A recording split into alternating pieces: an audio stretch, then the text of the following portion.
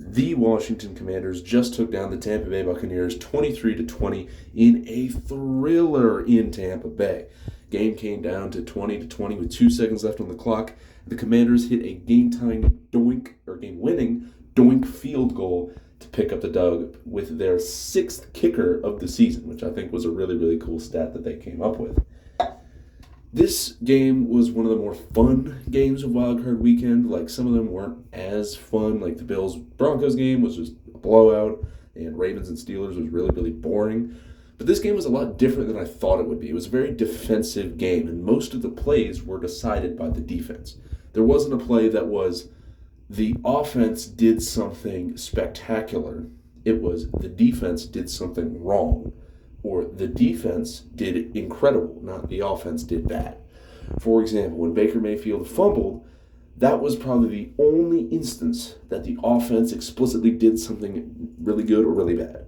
And it was his fault and Jalen McMillan's fault because he just bumped into Jalen and then the ball went flying.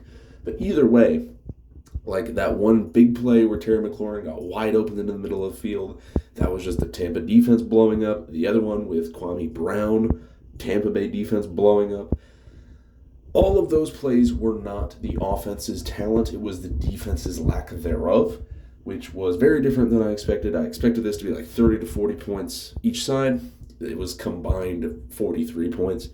Nevertheless, it was a really, really fun game. The Commanders will be going into Detroit to face off against the Lions at some point next weekend. And then the Eagles will be taking on whoever wins Rams-Vikings tomorrow night.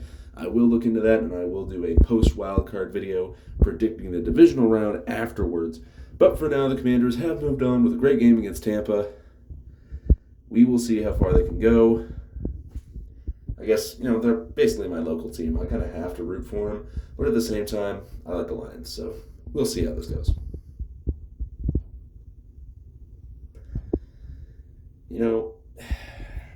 I tried to end the video by clicking the end video button, and it didn't end, so that gives me time to talk about Zane Gonzalez. What a kick.